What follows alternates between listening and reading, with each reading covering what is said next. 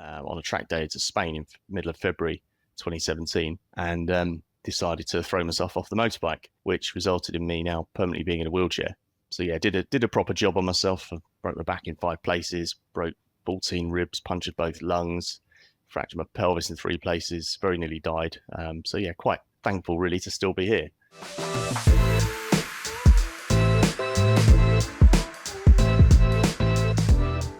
Welcome back to the Offsite podcast. So this week, Jason is off.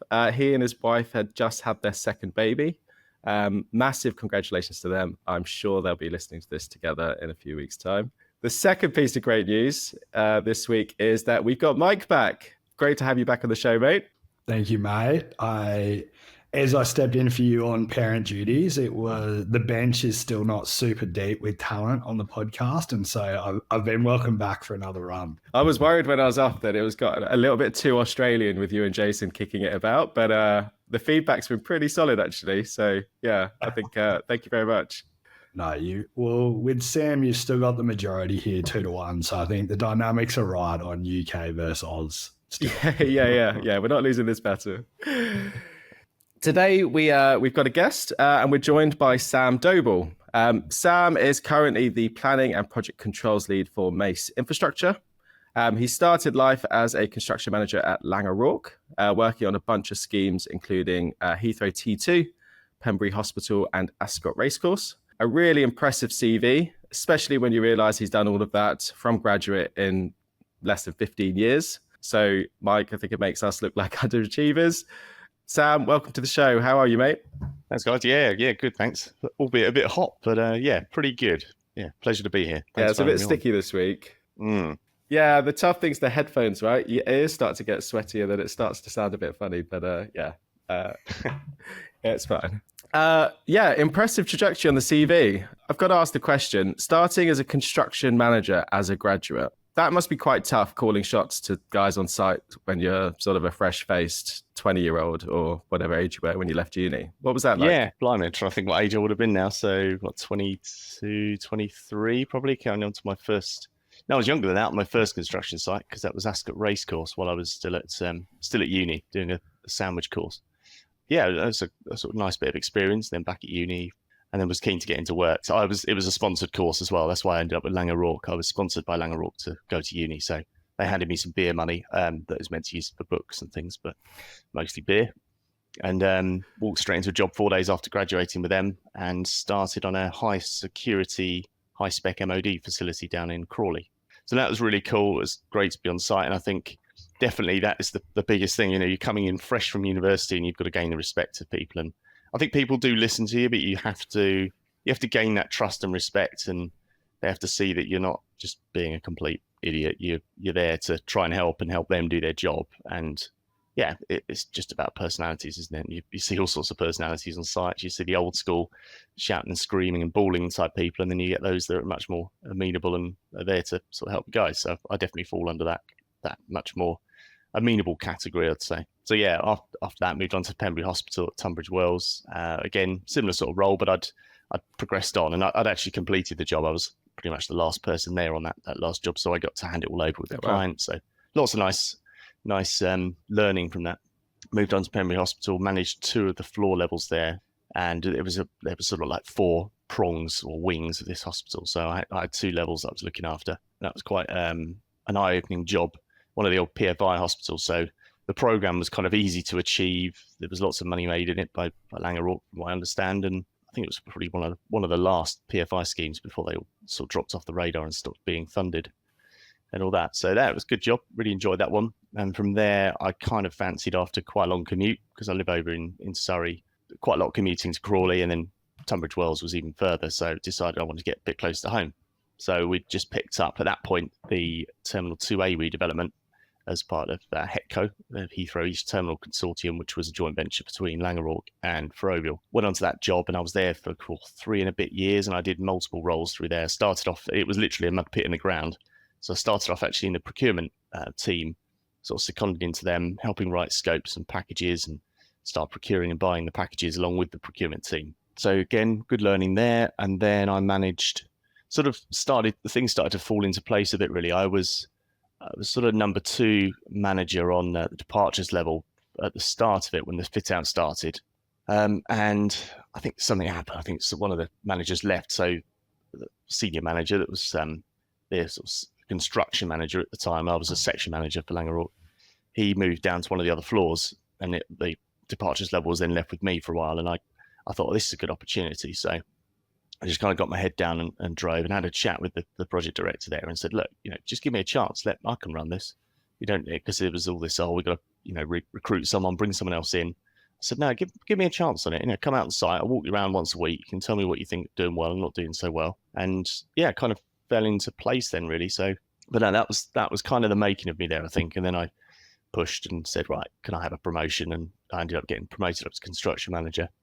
I had an opportunity because T2A was coming up to the end, and I was like, okay, where do I see myself now? And I wanted to go up to project management. That was the next level, but I couldn't see that next step. Seemed to be a long jump with Langeroog.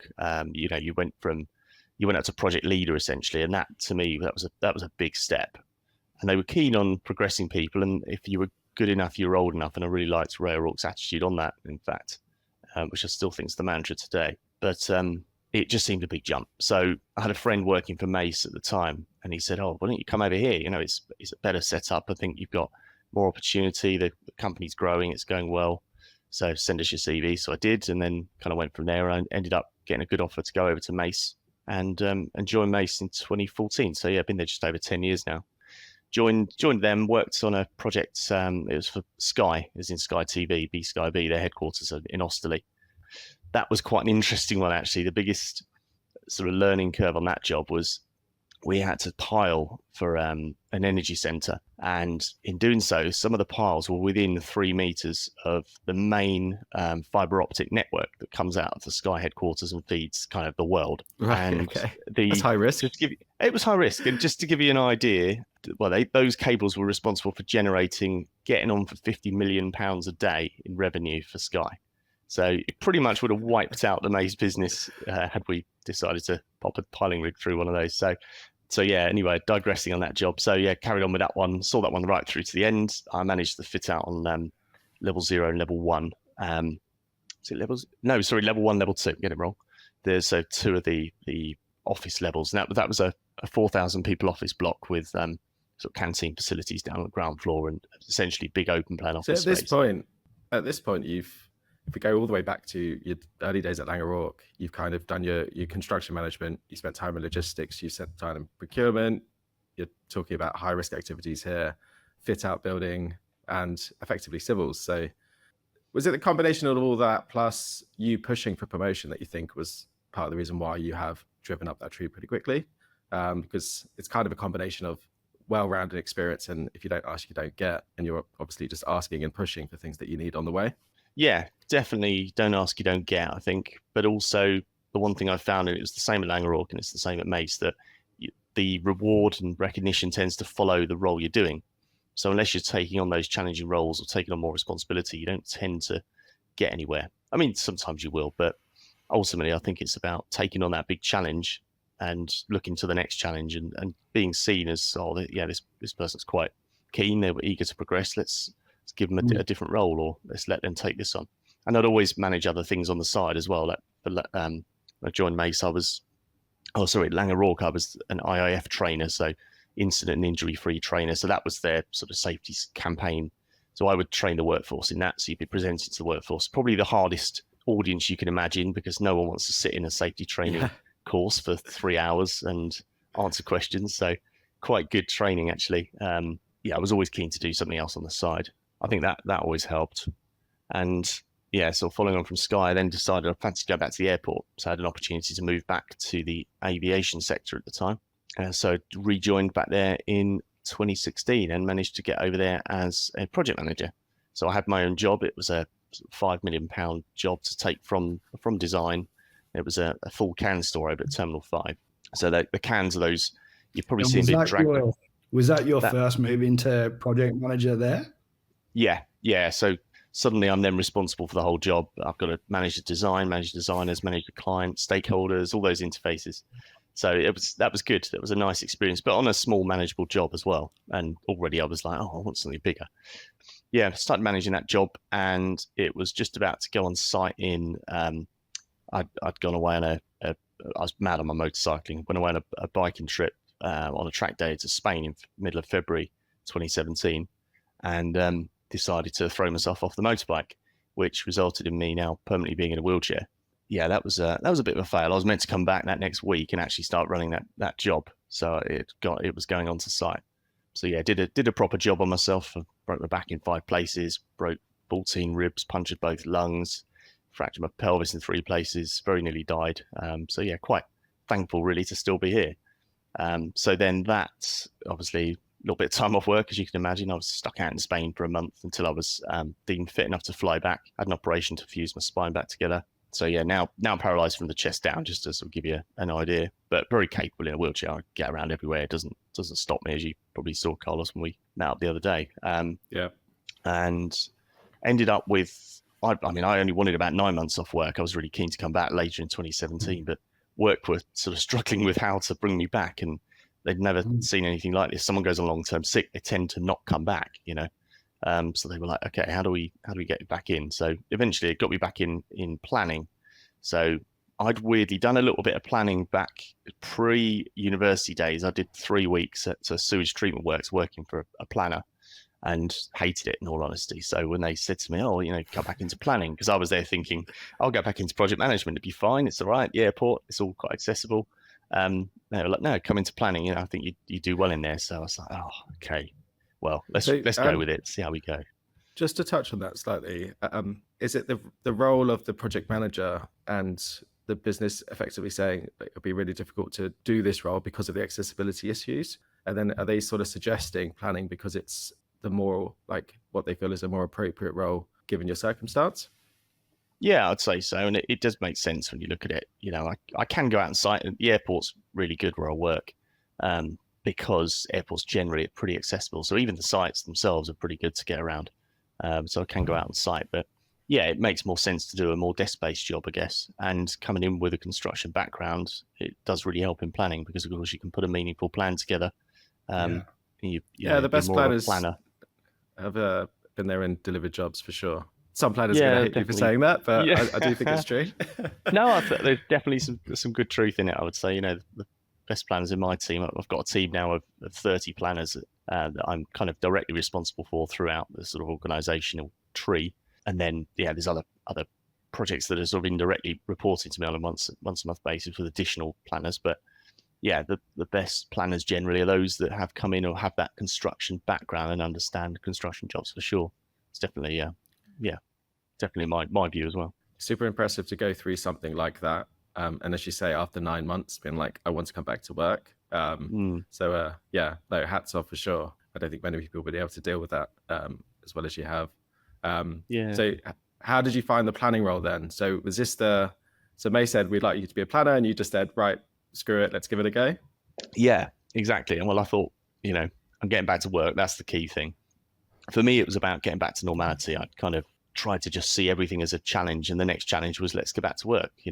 That again, I think having that mindset of always wanting to drive yourself had really helped, and that certainly brought me on quite quickly. And I was through rehab. I was the quickest person they'd ever had go through the rehab when I came back over to the UK and ended up in Stanmore. I was through in 7 weeks and a day, to be exact. So I think the previous best was 8 weeks, and I was going home at weekends after 2 weeks. So just to sort of go home, try things, get used to life in a wheelchair, and then go back and then use what I'd learned with the occupational health and the physios to sort of say, okay, I need to practice this, need to work on that.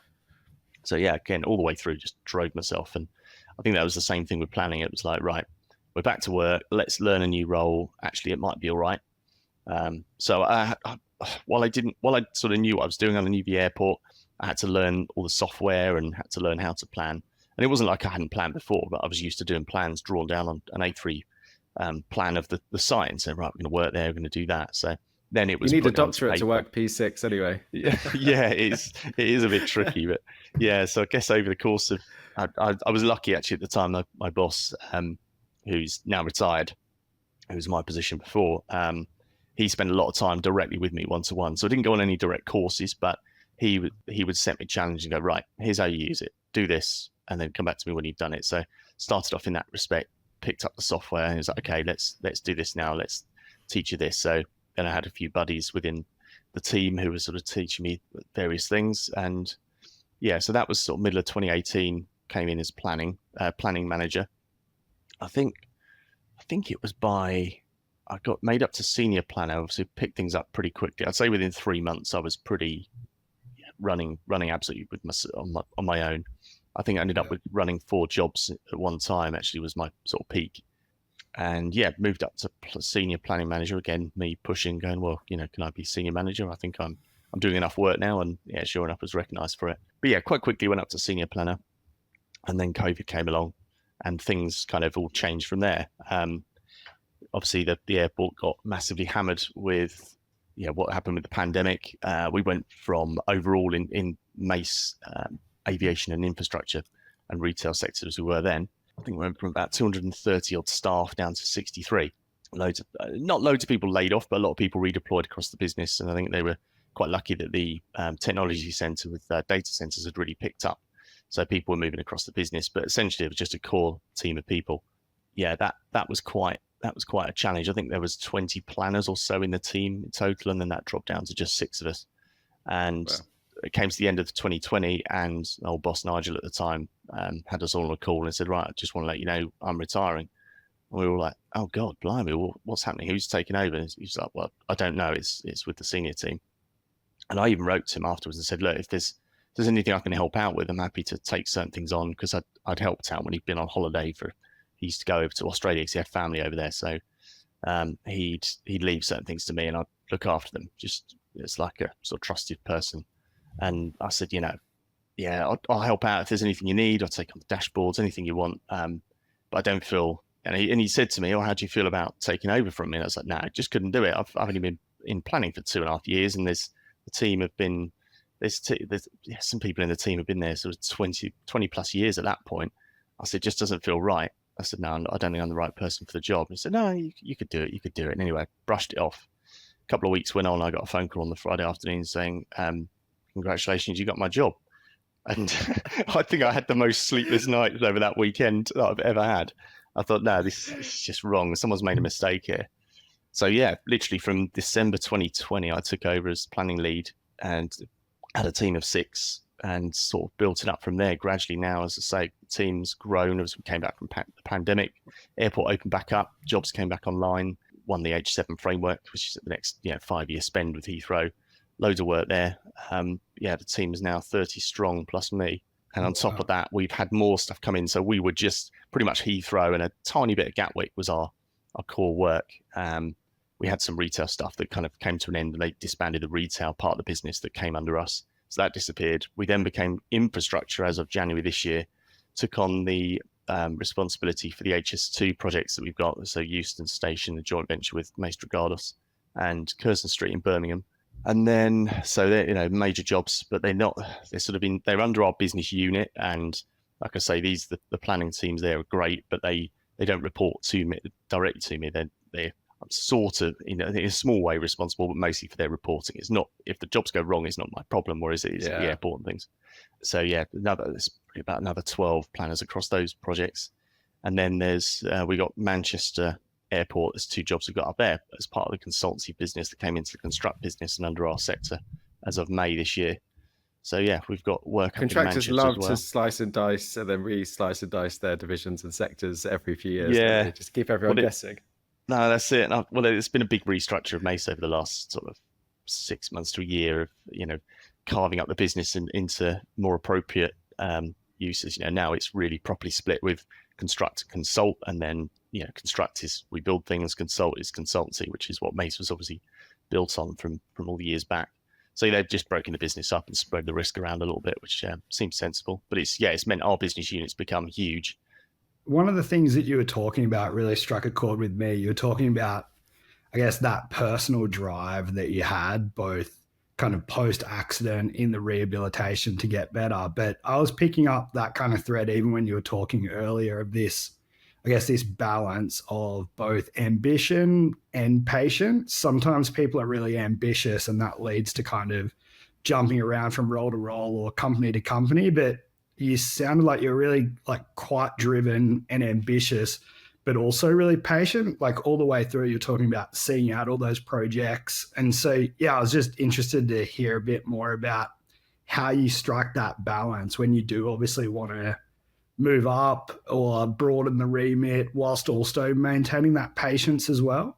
Yeah, it's a good question, actually. I hadn't really thought of the patience side. I would say I've always been quite pushy and sometimes a bit impatient. But yeah, I guess there always has been an element of you have to be a bit patient, and yeah, there can be frustrations at times. And I've certainly gone through times where I felt, come on, it's time for a promotion. I'm doing the job now. Why can't I have it? You know, and it is waiting for the point the business can justify it as well. Albeit, you know, you can sit there and say, well, that's not right. If you're doing the job, you should get rewarded for it. But I think it's yeah, you have to have an element of patience, but also proof is in the pudding. Are you delivering on what you're doing? Are you taking on big challenges? And that's always been my sort of thought on it. Really, you've got to do the job before you can get rewarded for it as such. Yeah, definitely. It also sounds like, I guess, a lot of the time you're stepping outside of the role. Like there's the day job that you had at each role, but it seems like you've been a big team player the whole way through in terms of, yeah, what else can I actually do to help out this team? That I feel like when senior people are seeing that, that does add to this. And obviously people actually like you, because it's back to that like amenable kind of profile where you communicate with people, they enjoy spending time with you, and you're also there willingly trying to help to get better outcomes, to put yourself in the right spot. Yeah, no, that's a good point as well, actually. It's just resonated something with me that before I took over the team, it was a very sort of, well, there was no structure beneath the lead planning role. There was the lead planner, everybody reporting into the lead planner. You know, a team of 20 straight into one person just didn't seem right. So when I took over, I was like, okay, well, you know, my career's had some good jumps, and I want to make sure the team have got good opportunities, keep everybody happy, and you know, try and maintain as many people as you can. You don't want people leaving the team. So I decided to set up a nice organizational structure beneath me with, you know, create a proper tree of people. So bring certain people up, give them direct reports, responsibility, which no one had ever had before. Even prior to me taking over, I didn't have any responsibility for direct reports, but I just used my experience around good managers I've worked with that had given me the reins, give me the opportunities, and I'd then shown them that, yeah, I can do it. And I wanted to do the same sort of thing for my team. So I've got a nice big structure beneath me of associate, sort of 3 associate directors, several senior managers reporting into them, and then assistant managers as well. So yeah, basically giving everybody the opportunities there, and let people see that they do have an opportunity to progress their careers. And yeah, so far, touch wood, it's been great. Really maintained a strong, solid team. Everyone seems happy. Doors always open if anyone's got an issue. And yeah, it's really, really minimised any form of turnover within the team. I think it goes a long way, really. I think people know they've got a good, solid career and they've got opportunities, then they'll tend to keep going and not look elsewhere, which I think that's a key thing to drive for as well. Sam, the audience of this podcast is largely sort of delivery team members, so young sort of engineers, construction managers, and I think for any of those listening and seeing your career progression, what would be like the 1 or 2 things that you would advise a young you, that sounds weird, or a young engineer wanting to do a similar path? Like, what would be the top 1 or 2? Yeah, I would say always take on a challenging role, but know your limits. You know, don't start going, yeah, I'm 2 years out of uni, I want to run a job. Build up that experience. Try and get exposure to as many things as you can without having to jump around different roles all the time. And I know a lot of the big tier 1 contractors like Langer did. I did their graduate management scheme, which meant you had some exposure to other disciplines, albeit I kind of stayed in the construction side anyway, and my bosses at the time didn't want me to move to commercial or whatever, but I still picked up a good aspect of it by working with those managers. So you don't have to go and do a new role to actually get the experience of other roles, if that makes sense. So like, yeah, I worked with procurement, but I wasn't working as a procurement manager, but I worked with the procurement team to use my construction knowledge to help write scopes for the tenders and bids and make sure that we've covered everything. So I definitely would say just grab every opportunity you can. Try and do something else, maybe over and above your job role, that just makes you stand out a little bit more from the crowd. Don't be afraid of taking a bit extra work on. Be seen as that person that's always busy, but we'll always find time for people and for doing new things, and just enjoy it really as well. You've got to enjoy what you do and earn the respect. Don't expect respect to appear. You've got to earn it for sure, whatever role you're in. But don't be afraid. People will help you. If you're helping them, people will help you. As I found with the trades on site, that you're helping them do a good job. They will help you out when you're stuck and you've got a real pressured time constraint coming up. You really need something done. They'll drop things and help you out. And it's just human nature as well. So yeah, that would be my key takeaway. I think for them would be just take on the opportunities, take on those roles, grab them with both hands, and try and keep yourself challenged. If you're finding your jobs too easy and it's cruisy, you're not learning. Yeah, take from that what you will. It's kind of a case of you're kind of doing the job that you want, not the job that you have, but with a peppering of also a bit of patience and not be too punchy too early, because you could burn yourself if you take on too much too early without that experience. Yeah, for sure. But the more challenging the role is, the quicker you learn as well. Yeah, absolutely. I was wondering, Sam, in terms of now that you've worked with plenty of planners and both built and kind of nurtured them and mentored them as they're coming through the ranks as well, what are some of the dynamics of like planners when they do have really strong relationships with delivery teams and are getting great outcomes, and vice versa? Like, I guess following on from that, the communication stuff you were talking about, and even how often do they need to be out there getting the boots dirty? Like, what does the interface look like when it's working well? And where do you see maybe, again, people coming through their career, maybe struggling in some areas to develop? Do you mean specific with planning? Yeah, well, I guess thinking about how important the planning function and when it's working well with delivery teams, how big a positive impact it can have. And then thinking back to sometimes when there's friction or communication isn't as strong or they're not as on the same page, just trying to think through, I guess some of the practical elements that you've seen when those dynamics are really humming together. Yeah, I think if I think back to the experience I picked up, I'd say, some of the best teams have the best communication for sure. So a good planner will always know what's going on site. Will get out on site, go and see things. Look with your eyes, not with your ears, is one sort of mantra I'd always heard. Don't take everything for granted. Don't believe everything everyone says in meetings about, oh yeah, that's finished.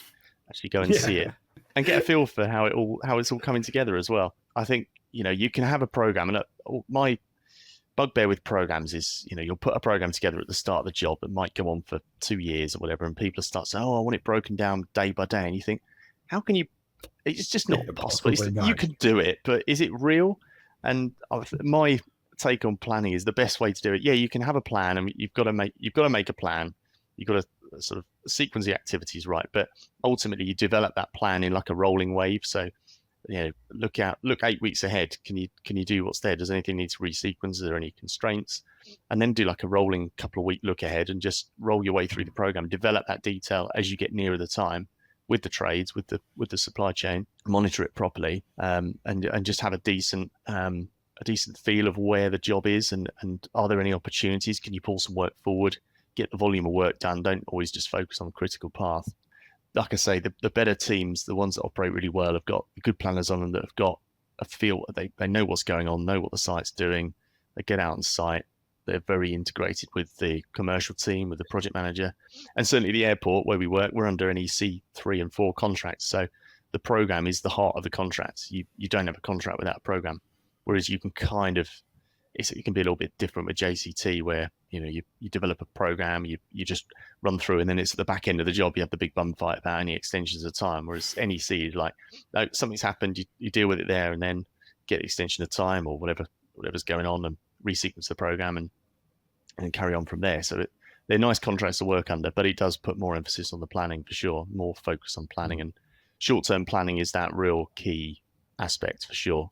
Making sure that's done properly, and you've got a decent, robust plan taking you forward for the next few weeks, broken down day by day, and you know exactly who's going where. And then the construction team should feed in with that, take the plan, and make sure that they're happy and they're managing the works on site, managing those interfaces. Yeah.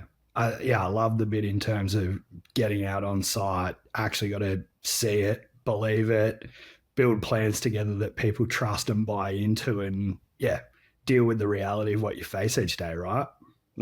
Yeah, for sure. Yeah, you can't plan from an office. You need to get outside. You need to go and see what's going on. You can do so much. QSs will argue you can do it from the office, but that's a different argument.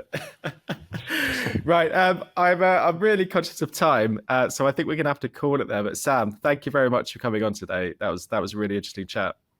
No, my pleasure. Hopefully, it didn't get too sort of I feel like I was waffling too much, but hopefully it was interesting anyway. That was awesome. Thank you, Mark. I think your story, not just the trajectory that you had through those roles, but the adversity you faced in the middle, I think is really impressive. So I'm sure that'll be inspiring for anyone to listen to. So no, thank you very much. No, cheers. Thanks very much. Thanks for having me. Thanks, Sam. Good. And one last note before we jump off, we do want to hear from you. So we've whipped up it's a very short survey to get your input into future topics that you want us to dive into over the next sort of coming episodes. So there is a survey link down in the show notes. So as always, thank you very much for listening, but we're really excited to hear what you think. So please do jump onto that survey if you have a moment to spare. Thank you very much. Thanks, Mike. Thanks, mate. See ya.